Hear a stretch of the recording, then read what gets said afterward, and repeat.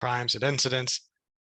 And then you are going through and seeing, how do we respond to this? What are some of the strategies that merchants have taken? So again, we're looking at it from more of a merchant perspective on what you can do to react. Now, again, there's going to be some crossover into other areas, such as law enforcement, what consumers can do, and other nonprofit organizations. Okay. So again, we can see here, as Sam was talking about, e-commerce sales globally is just increasing dramatically. So again, we're just seeing a steady increase here. Again, I think this report from Statista came out a couple last year. So again, this was made in 2022, but again, it's we can see that it's looking like it's going to continue. And again, Asia Pacific in particular is going as many of these countries develop. Some are already leapfrogging many of the technologies that some of the westernized nations are slow to implement. So we'll be able to see that in a few. Again, another statistic, we can see kind of around the APAC region, country by country, what it was in 2021. And we can see that there's going to be a steady increase across the board. Thailand in particular is going to see, looks like to have a significant jump. But again, we can see Japan increasing, Taiwan. And again, 1 or 2% may not seem like a lot, but let's be honest, that's a lot of sales, because now we're seeing more traditional methods of exchanging products and services to online methods rather than our physical. Again, there's still a lot of countries that are developing and still a lot of commerce that goes on in person. But again, you are seeing increases across the board. So just to provide, an overview of how the consumer journey, if you will. Again, there's lots of areas here that, as business people, we think, okay, this is great, this is wonderful. So the consumer has lots of different merchants, different websites, different mobile sites, different mobile apps to, again, choose some sort of product and service that they want. They have a lot of variety. And again, what they'll typically do is they'll land on some sort of promotional page that interests them. They'll search for different products that they want or may not even need. They'll read the descriptions, read all the reviews, make a lot of decisions based on that. And again, then they'll use whatever payment method that they decide to use. Again, in e-commerce, it's typically using a digital wallet, credit card, something of that nature. But we'll talk about that in a few minutes.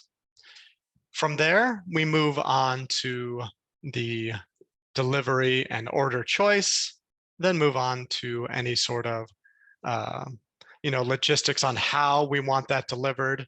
So again, once we go through the whole transaction of paying, deciding on a product, service, paying for it, how do we get it? Is it instantaneous? Is it something we download? Is it something that gets delivered to our home, to our business, to the store for pickup later? Buy now, pick up in store got really big during the pandemic. And so I'd be surprised if not all of those things don't continue to do well, again, giving a lot of consumer choice. And then the final aspect here, we have our waiting, reception, product review, product return. So again, that's kind of our just loose life cycle for the customer journey. And sorry if I'm not seeing any of the chats here. Okay. I'll open that up just to make sure I'm seeing it. So moving on. So again, just to give everybody kind of a reference of where we're at with most e-commerce sites. So, and again, we want to particularly look at payment methods. But again, any one of those areas is susceptible to some form of aggressive behaviors from malicious actors. So again, whether it's the site itself, whether it's the payment method, whether it's delivery, whether it's the return, all these areas create an environment for fraudulent behaviors. Okay, but before that, again, talking about the different kinds of e-commerce payment methods in APAC. According to the World Pay 2023 report, we have here, we can see that APAC preferred method is 69%, pretty close to 70%, then credit card, debit card, and then account to account. So again, we can see here that 95% of our excuse me, transactions are going through a digital wallet.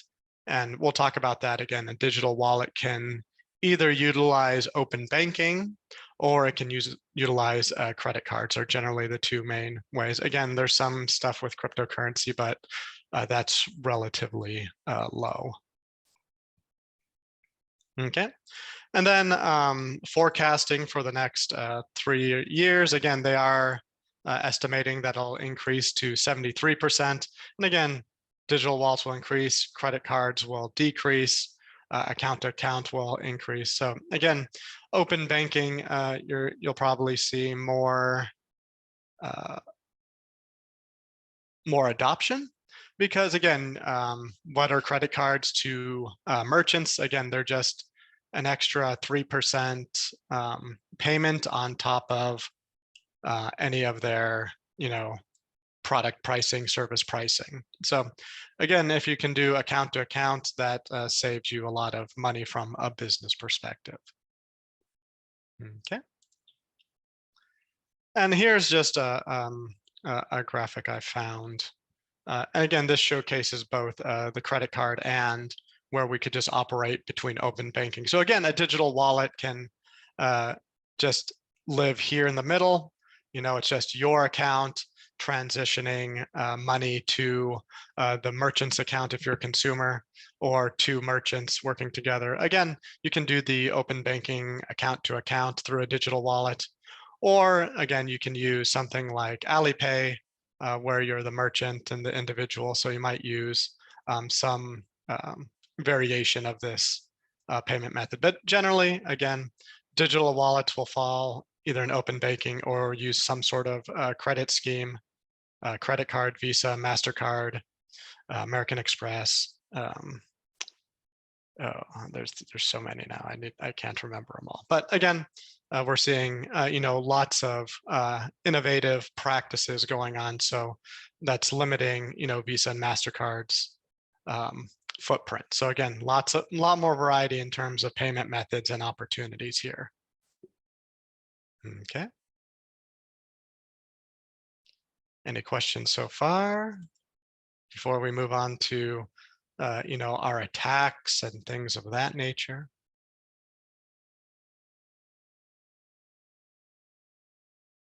Okay, so again, I believe just off the top of my head, I think on average, most e-commerce companies use between 4 and 7 payment methods. Again, the average probably falls somewhere in between, but again, you're seeing the use of, accepting credit cards, open banking, digital payments, gift cards, buy now, pay later seems to have done well for a little bit, but now it's kind of fallen off and not been as adopted. Now, some people are still using it, but again, from a consumer standpoint, it's just a newly phrased way to say layaway, which was started, long time ago in the 40s and 50s. So again, I don't think it does the customers any service by offering this, but that's just my opinion. Again, it is an opportunity. It does allow people to buy stuff on kind of a loan type of basis. Okay. But again, digital wallets and credit and some sort of payment card are generally used in APAC. Okay, so let's go ahead and let me bring that back up so it's on the screen. E-commerce attacks, cyber crimes, incidents.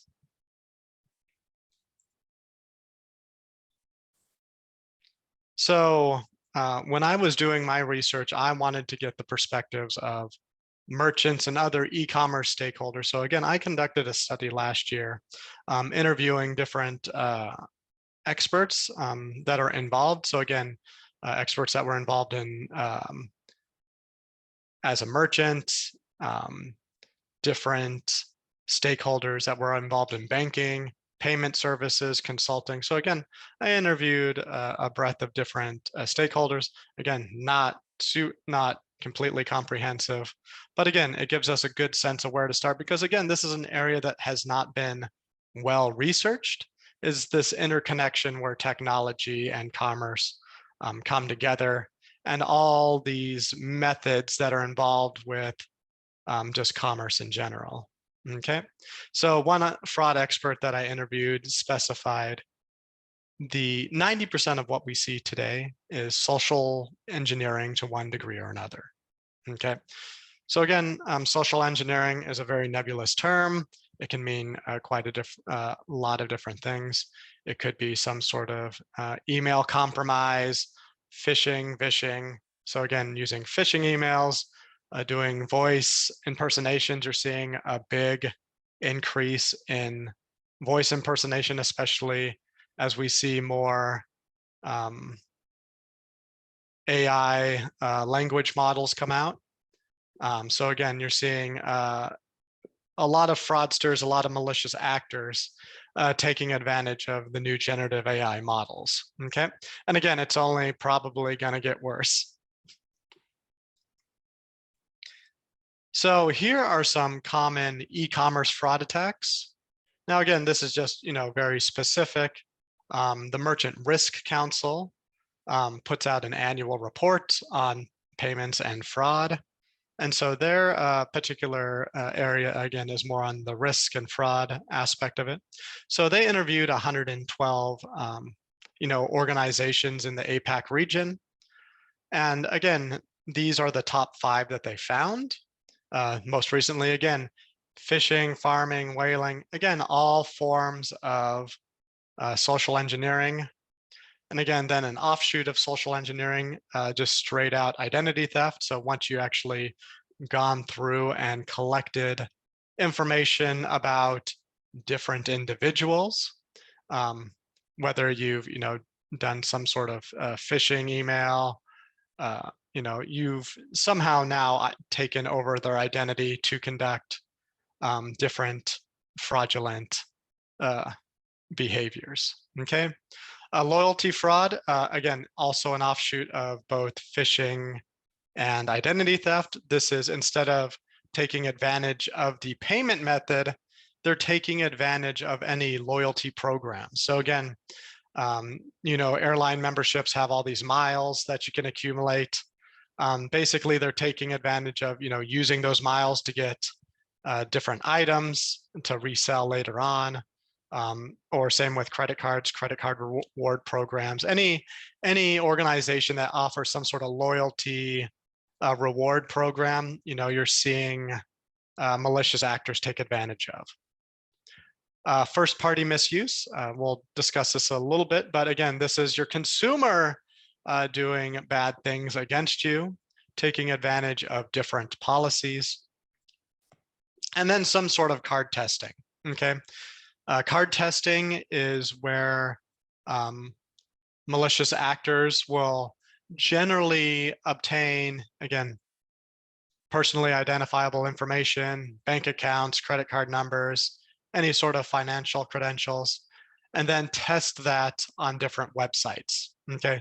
Just to see if the credit card hasn't been canceled, if they bought it from the dark web, or if the consumer has even noticed that their credit card has been stolen, okay, and used in other places. So here we can see, and again, we can see a nice comparison across the board. So in APAC, very similar to Europe and North America in terms of fishing and farming, but then you see all the other ones kind of move around a little bit.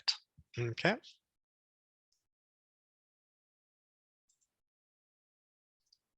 So, and according to the World Economic Forum, as of last month, again, they met last month, they put out this nice chart showing that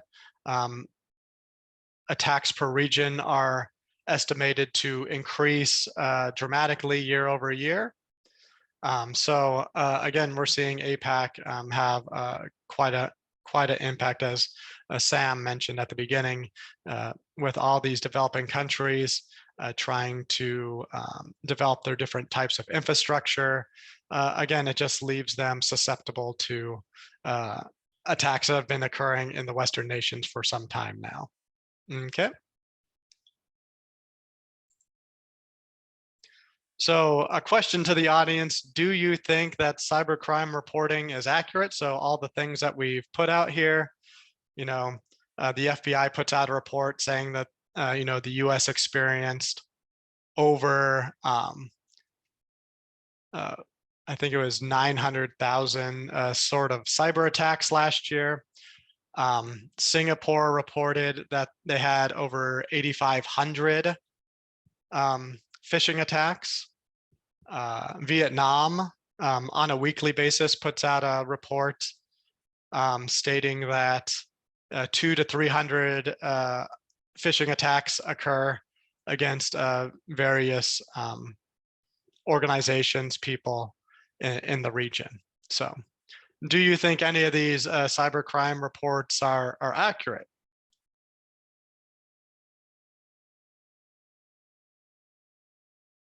We'll see if anybody wants to respond. Yes, no, maybe.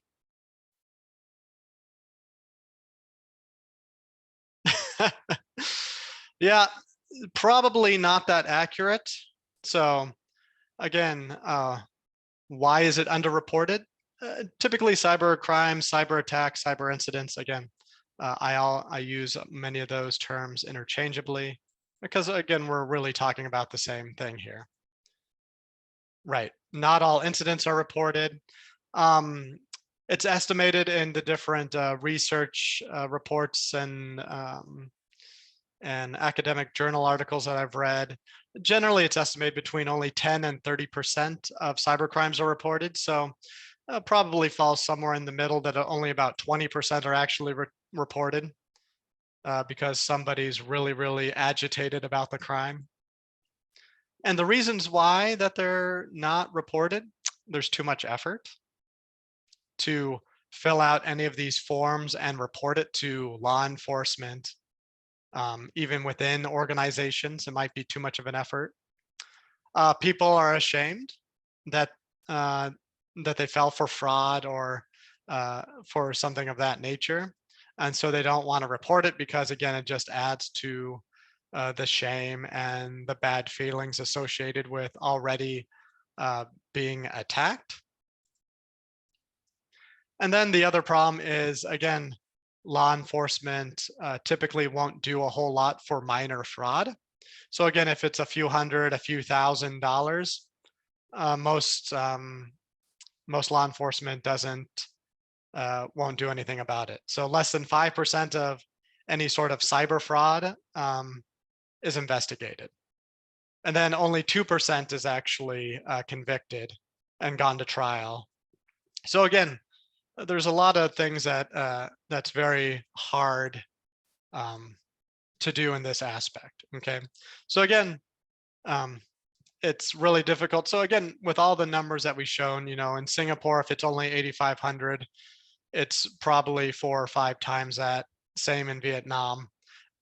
Again, there's a lot of underreporting going on. So we got to take these with a grain of salt. But the thing is, we at least have indicators of, what's happening. So even if we don't know the exact numbers, we have a sense that, social engineering is what everybody's seeing, what people are experiencing the most. Okay. So again, just to explain e-commerce fraud, fraud is the use of deceptive activity for personal gain. And again, this is just being applied to e-commerce related technologies. So again, using all aspects as I showed through the customer journey, all the different interaction points that you might have with an organization regarding e-commerce are can be receptive to fraudulent activities. Okay. Who perpetuates e-commerce fraud? We have our malicious fraudsters. So again, these are the people that are greed-based or have some other nefarious motivation to attacking an organization again, or consumers with an organization. So again, there's multiple reasons. It could be greed. It could be some sort of political revenge. There's lots of different motivations for malicious actors to do these things. Again, mostly it's for money, and mostly because it's easy, because again, e-commerce fraud is an easier thing to conduct than per se creating an entire virus or something to do something very complex to a technical system. Again, most malicious fraudsters will use some sort of combination of social engineering and technical expertise. Okay. And they can generally get away with it. So that's what makes it even harder. Another person or people that conduct e-commerce fraud, unfortunately, employees, contractors. So there was a big e-commerce fraud activity that was conducted by some bad people based out of Asia Pacific. I won't name a specific country, but they perpetuated an e-commerce fraud against both Microsoft and Google. So basically what they did, they claimed to be a contractor, which was a real contractor. They took advantage of, and they basically changed a lot of the ongoing business to business contract information. And so basically Google and Microsoft lost, I think, a few $1 million due to this e-commerce fraud because of, somebody was a contractor and knew the contractor and took advantage of that. So again, we're seeing not only malicious actors themselves, we're seeing contractors do bad things, employees themselves do bad things. Again, that's nothing new. Insiders, when they've had the opportunity, no oversight, no governance, we've seen employees secede to greed. And again, that usually because some sort of, you know, financial issues themselves, and to address those financial issues they take from the company, and so on and so forth. Another example, a contractor within, I believe it was Microsoft, who was helping develop the uh, develop gift cards, actually took advantage of that. So they actually created fake gift card data and use that in the Microsoft system in production to get real money, get real services, products, and things of that nature. So again, it just doesn't occur from malicious actors. Again, we also have it from our employees and contractors. Okay. And finally, another big unfortunate person or people who perpetuate e-commerce fraud, consumers. So consumers do a lot to try to take advantage of e-commerce companies. Again, it might not be to the level of a malicious fraudster, but again, they might do something around policy abuse, which we'll talk about in a bit.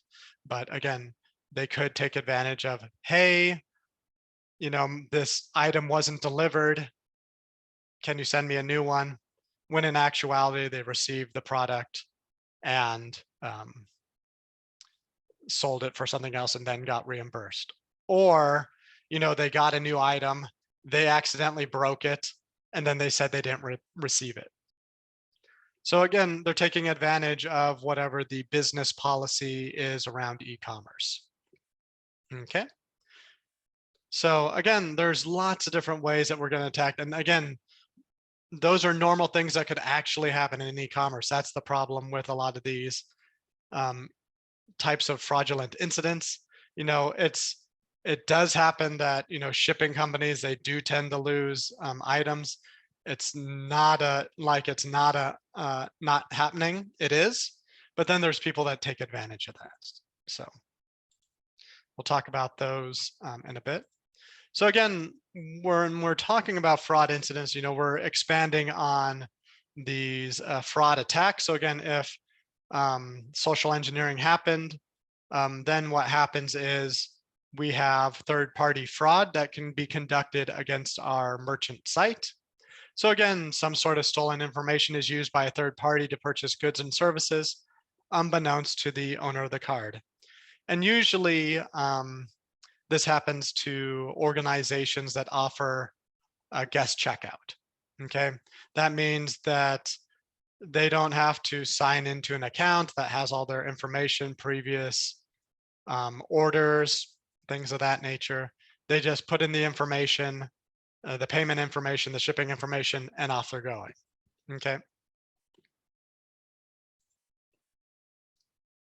Another one is a kind of a step further to this is an account takeover, or ATO.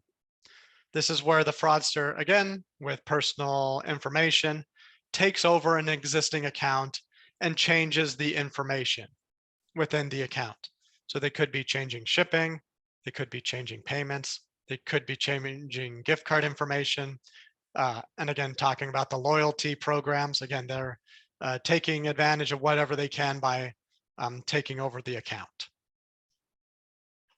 And then the third variation of this is they've taken some sort of personal information, and then they've created a synthetic account or a fake account based on the real credentials of another person. So again, same name, maybe switch up the address, same credit card, but somehow they've created a synthetic account in this person's name in a site that they don't use. Okay. So again, all these things make it even more complex. So again, is it the person being fraudulent? Did the customer actually, make these changes to their shipping methods, their payment methods, so on and so forth? So again, these get very, very sophisticated. Friendly fraud. So again, this is where the consumer makes the purchase but later disputes the transaction with the intent to avoid financial responsibility. So in this case, they're saying, oh, no, that was a fraudulent transaction. Again, because from the previous slide, all these things happen very consistently to organizations,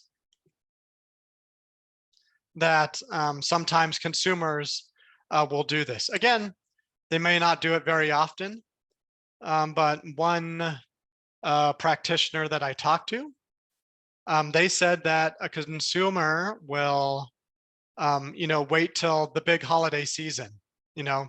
Maybe they don't have enough money to buy all the presents, something of that nature, to give out to everybody. So any major holiday.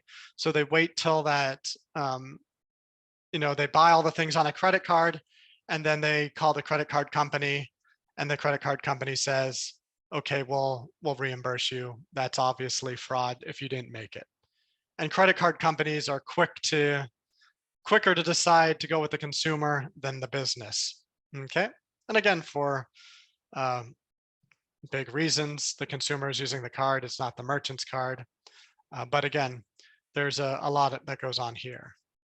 And then the other thing we talked about was policy abuse. So again, fraudsters taking advantage of the company's policies, such as shipping policy, return policy, or some sort of purchase limitation. So again, when PlayStation 5 came out, it was a hot commodity, and only people were, slated to only be able to buy one, right? You can only buy one.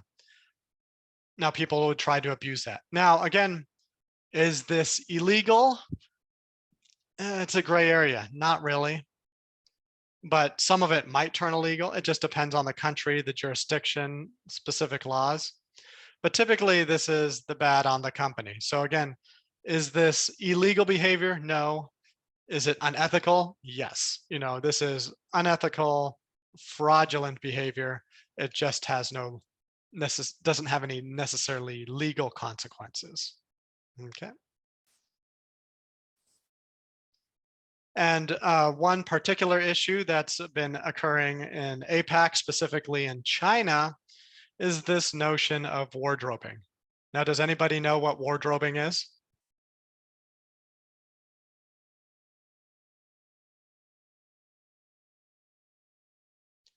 It's also called de-shopping.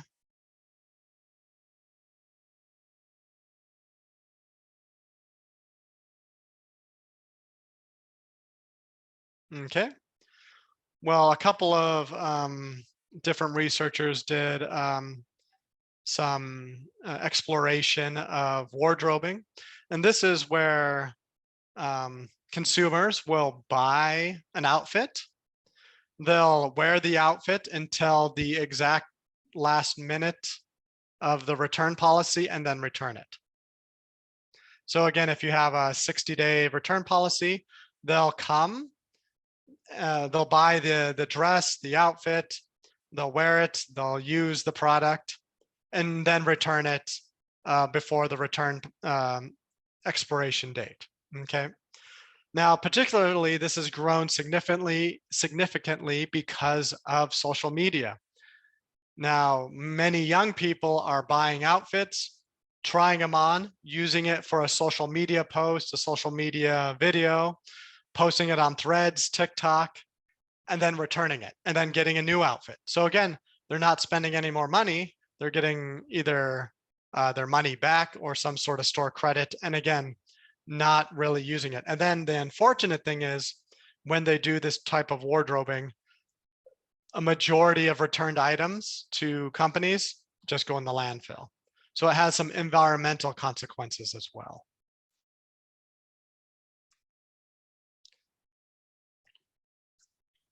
So big one in Asia Pacific. And then just to touch briefly on the chargeback, this is issued from friendly fraud. So again, this is where we're looking at, the credit card company getting involved and between the two banks. And what happens is when friendly fraud occurs, the issuing bank, the consumer's bank says, nope, this was fraud. And now the merchant has to prove it's fraud. And it's really difficult, time consuming, and expensive. So I just wanted to touch upon that briefly. It's only about 10 to 20% of APAC payment methods, but again, you still want to be. I'd be surprised if open banking doesn't start doing something similar. So again, who is responsible for handling e-commerce related fraud? Well, all of us are. So again, unfortunately, in the e-commerce space, as I mentioned, you have the merchant, you have a bank, you have an issuing bank, you have the consumer's bank, you have the merchant's bank, you might have a payment service provider, you might have a digital wallet. So there's lots of people all involved in this supposedly simple transaction. So organizational issues, again, information sharing between these different stakeholders, between banks, merchants about these fraudulent issues.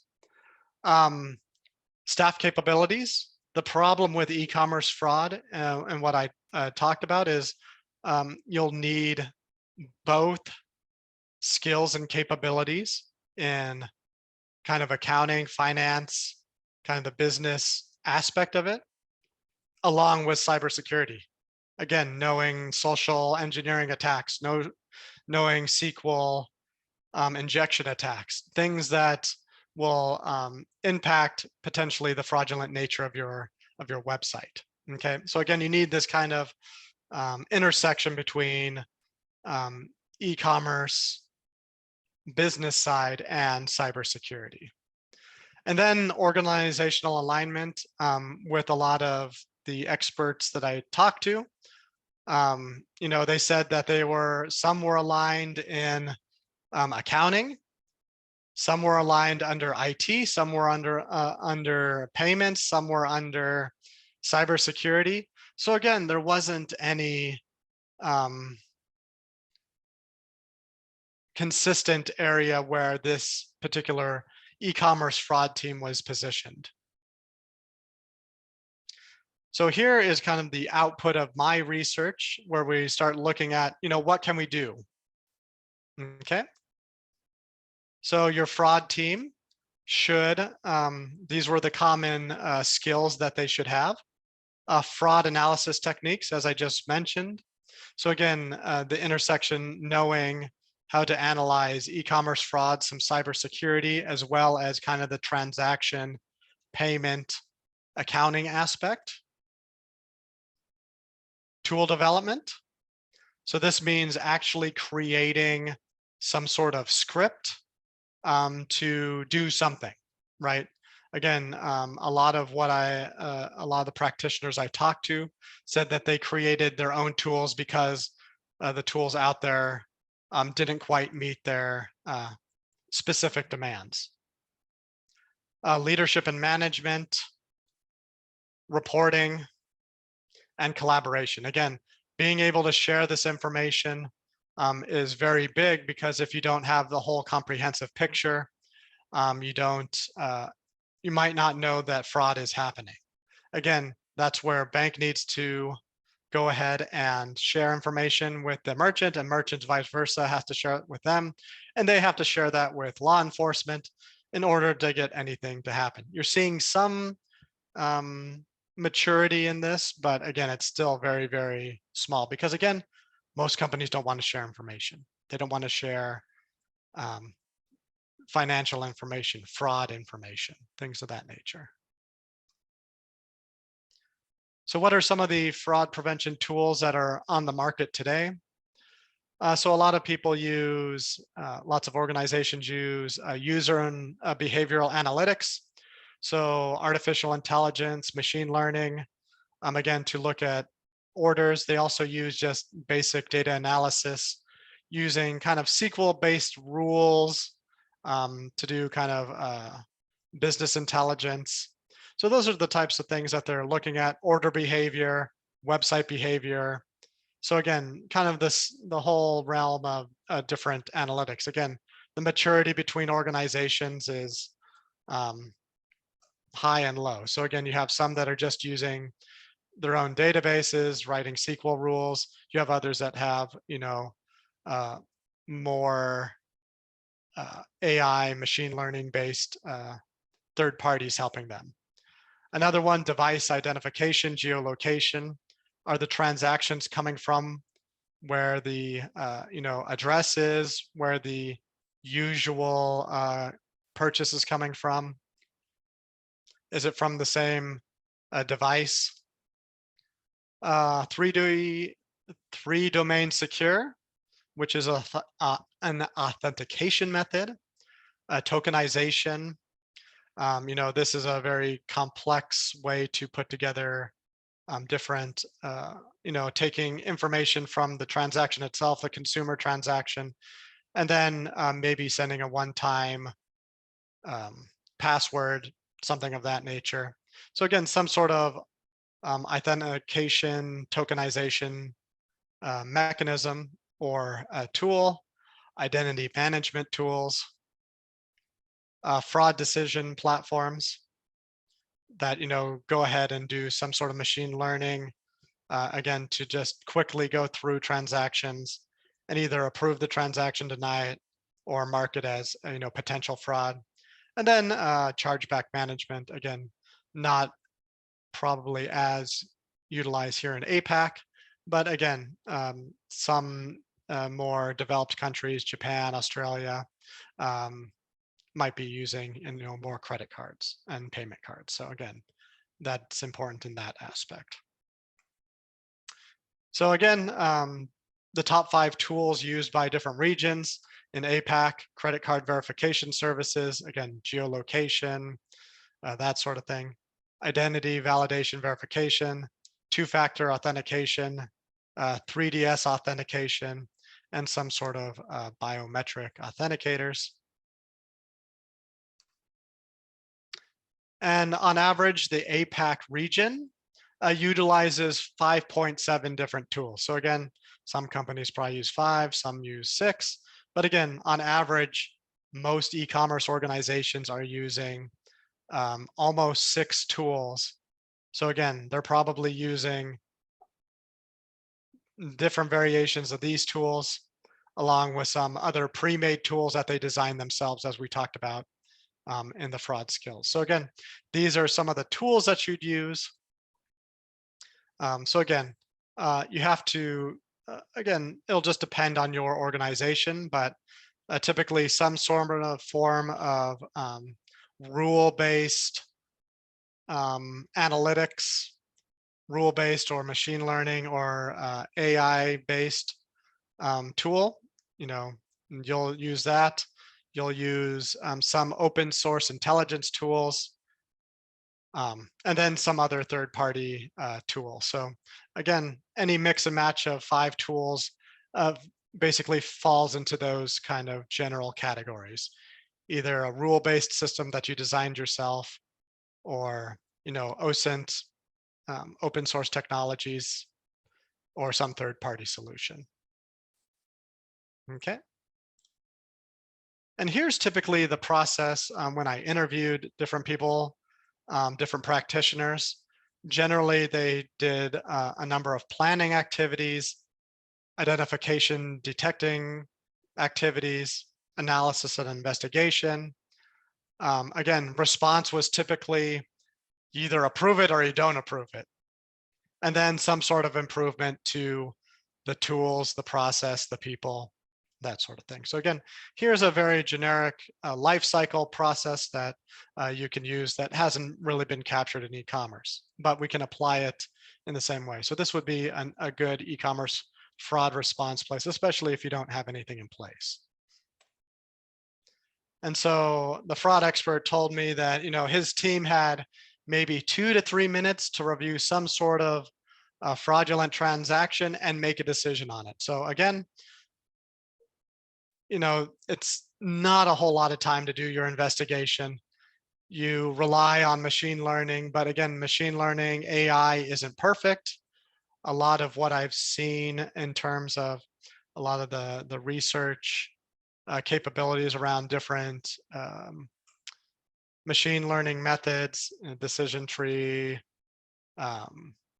nearest neighbor, all these different ones, was falling into the 90%. So again, you're not going to catch everything.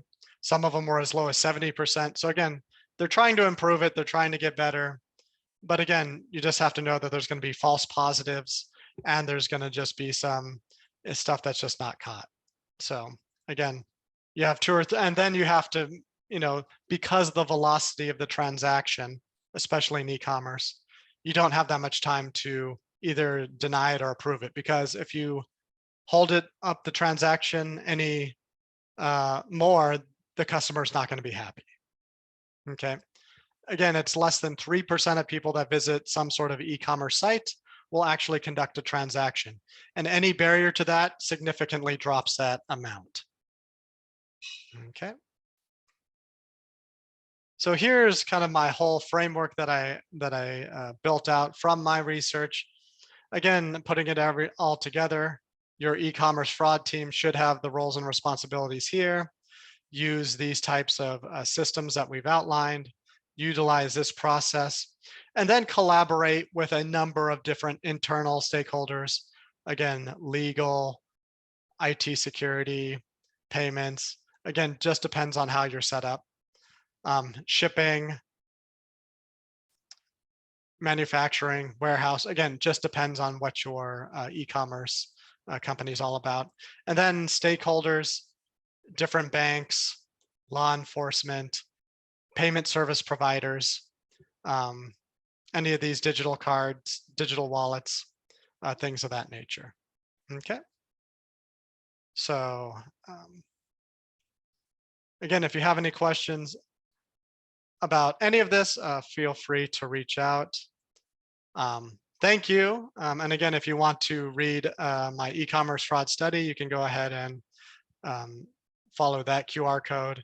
And if you want to sync up with me, link up with me, you can find my LinkedIn profile with this other QR code. Okay. So that is all I had for today. Hopefully we have some questions. Yes, thank you, Josh. Let's see if there is any questions from the audience. Really informative talk, and I mean, all of us are e-commerce consumers. Some of us are in the business of e-commerce, so we can use this information a lot, and especially, you know, for the Asia Pacific, Asia, I mean Vietnam, looking at the social media and wardrobing. It's a good thing you are teaching us. Yeah, so I mean, this is a crazy aspect that I'm just now researching. Again, you know, with more and more people, you know, how can, you know, consumers are looking for the best deal that they can get, and what's a better deal if you only spend $50 once and just keep rotating your outfit. So instead of, you know, actually buying it, now it's really kind of just renting it, and then it unfortunately has some negative impacts. Yeah, I mean, I know every time I see you in a new outfit in the office, you know, and now I know where it is coming from. Yep, gotta save my money. All right. Or my Josh, wife just takes all my money and I have none, so I only have $50 to spend. all right, all good. Josh, are you able to see the Q&A? I see that says somebody said thank you very much. No, the Q&A. Oh, okay, sorry, the Q&A. Let's see, how can businesses balance the need for robust fraud prevention measures without negatively impacting user experience in the e-commerce platforms?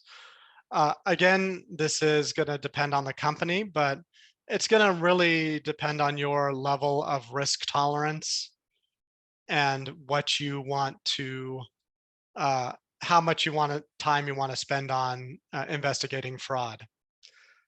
So again, you have to come up with that amount. What is that amount? So does it cost you more for an investigator to go through and try to do it, try to figure out the fraud?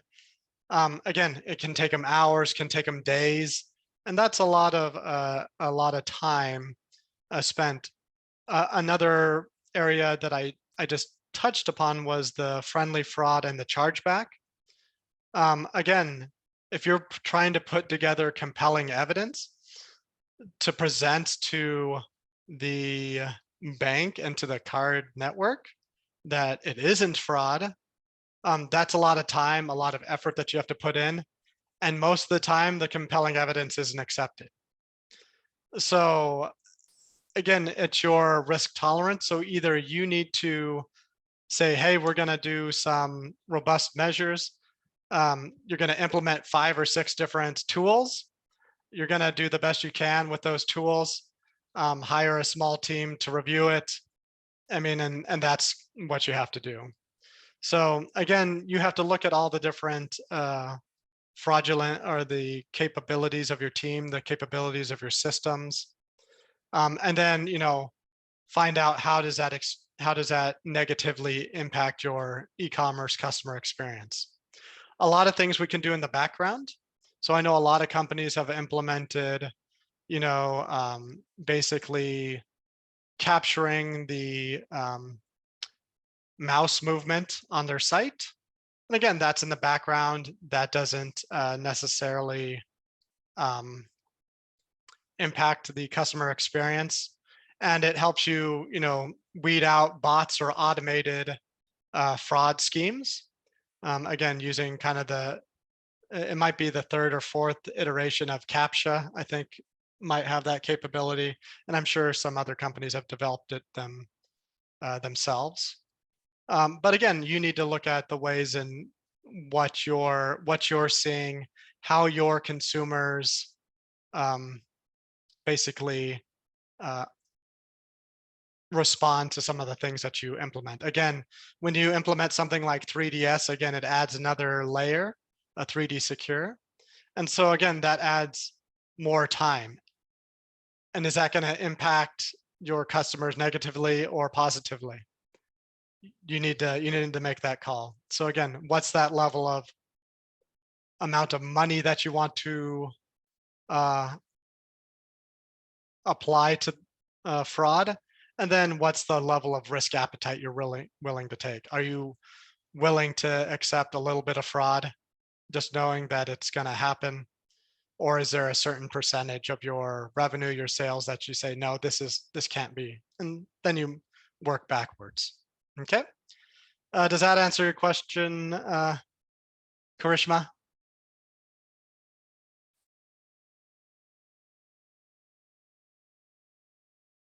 So how can e-commerce businesses educate and raise awareness? You can generally, you see a lot of organizations send out emails about recent fraud scams. You can educate them that different things won't be tolerated as consumers. Again, you just warn them. You can have like events.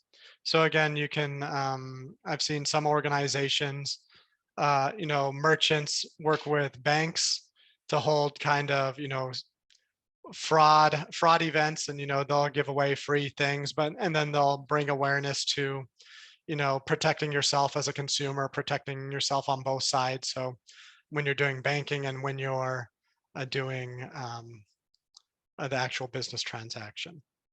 Obviously, these are a little bit harder with e-commerce because again, your consumers might not be located at all the different areas. But again, that's why we have things like APNG. We have these other nonprofits to help promote these areas. Okay. Okay, looks like we have another question in the chat. Yep, going to that one now. So the question is, how do you handle situations in which fraud has been committed using innocent people's accounts where the victims are victims of identity theft? So again, it's going to depend. The nice answer is you reimburse them. You try to save the customer. Again, when you're in e-commerce, you don't want to focus on the transactional relationship. Okay, so now I'm talking about two different things. When I'm talking about transactions as in payments and transactions as in the interactions between your business and your consumer. So your interaction with your consumer should be considered long-term. So you need to understand, hey, do I want to save this customer? Has this customer been a consistent customer for many years? And I'll assume that if I fix this, they'll be a consistent consumer for the next 10 to 15 years. Okay. So again, you want to, if it's a one-time thing, that it just might be a fraudulent person to begin with who's claiming fraud. If it's somebody that's been a customer for a long time, I would give them the benefit of the doubt and just reimburse them for anything that's happened. For the other situation, I might have to look closely at it and just have, kind of a decision tree on what I do in specific situations, right? If it's a synthetic and the person's innocent, they have a long history with our company, I might reimburse them right away. If it's something newer, I might consider it fraud and I might just refund it anyways, just to be the good Samaritan and go on from there. But again, it's going to depend on your your level of risk acceptance, risk tolerance, what's kind of that dollar amount that you're willing to provide refunds or accept for loss and anything like that. So again, just like similar situations in physical retail commerce, accidents happen. Somebody tries to get a bottle of something, it crashes on the floor. There's a certain amount of level that you're willing to accept for, accidental breaking things. You can do a similar thing in the e-commerce space. Thank you. Or another question in the chat. Are there any legal provisions or regulations in Nepal, Asia, specifically addressing e-commerce fraud? I don't know specifically about Nepal. I'd have to go do some deep diving.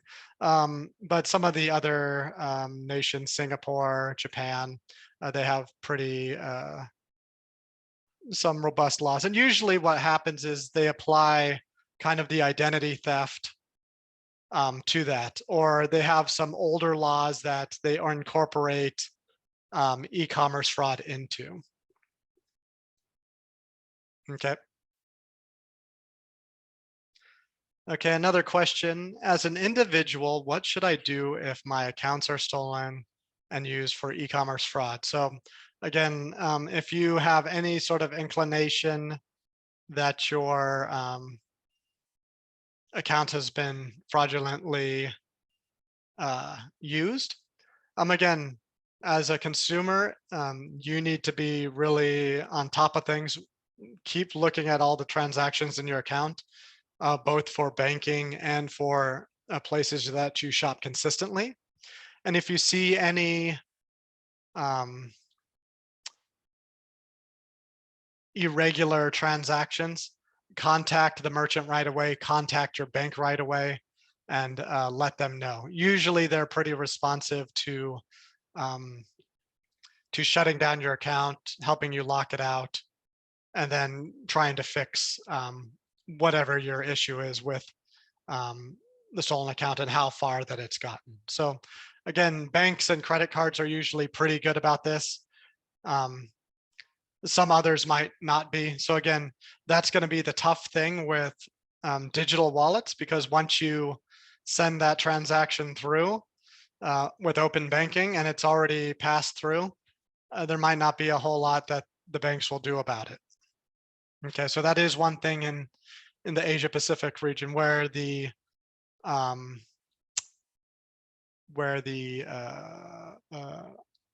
credit cards have some a little bit more robust security mechanisms because they've been around since the 70s. And let's see, two-factor authentication offers secure environment to end users. What about users' convenience during? Yeah, so again, usually that process hinders e-commerce experience for consumers. So again, I think older people, older generations don't like it. But if you're a newer generation, you're into, you're just used to it. Many people nowadays are just used to doing two-factor authentication for everything they do. So I think it is getting more adopted and kind of just culturally. Again, lots of people are trying to solve this issue, trying to make it, some sort of authentication authorization method that's basically one click, one fingerprint, some sort of, easier way to do it. But again, that also opens you up for fraud. Again, there's no right answer. There's no complete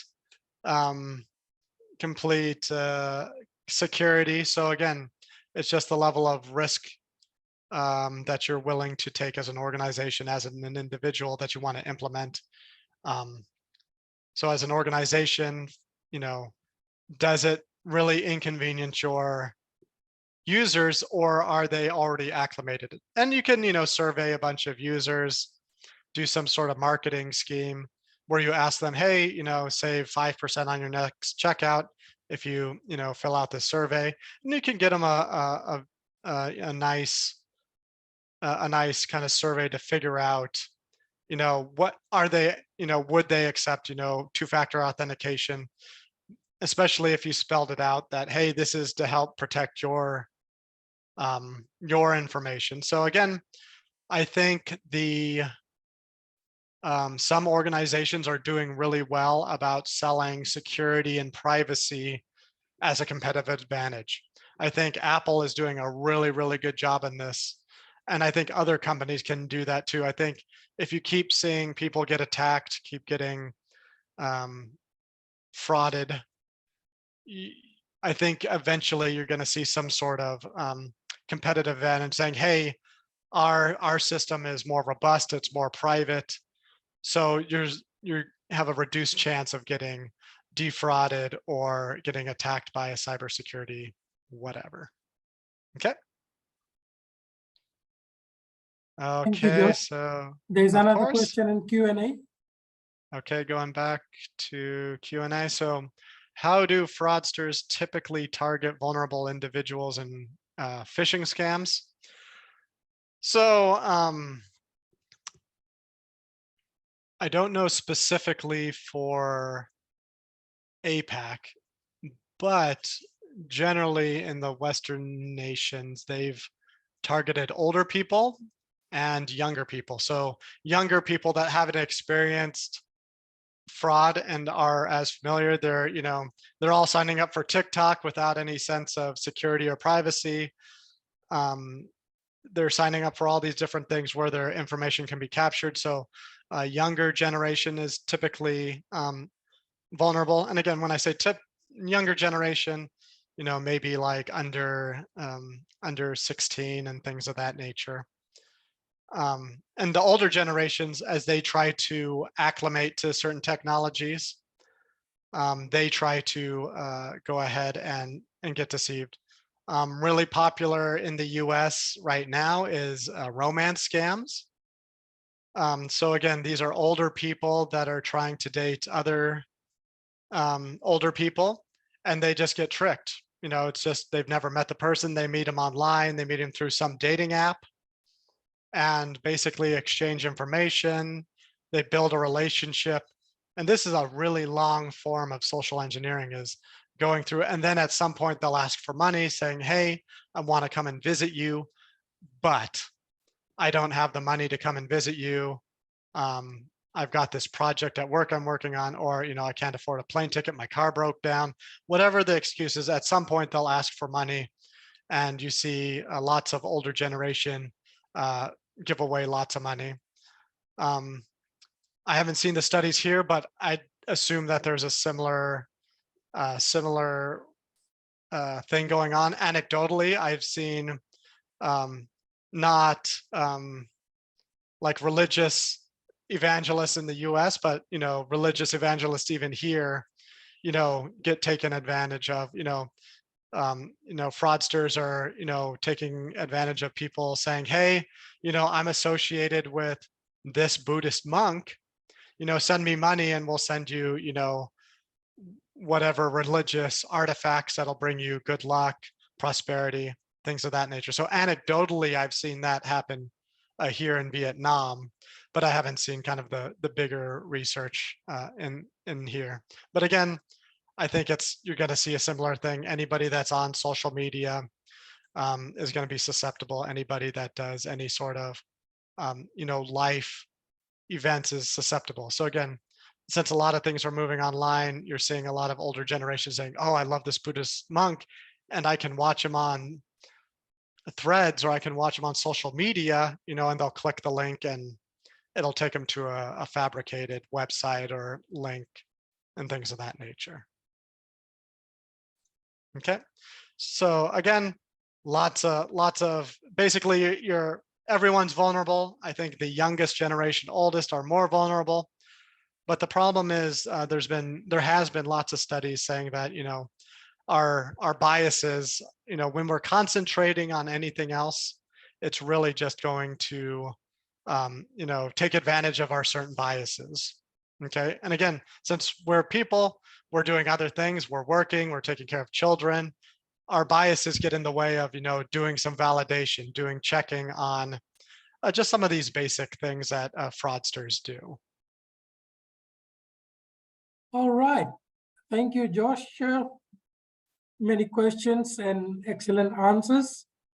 With that, we will wrap up today's webinar. I would like to thank you, my friend, for an inspiring and interesting talk and a great webinar.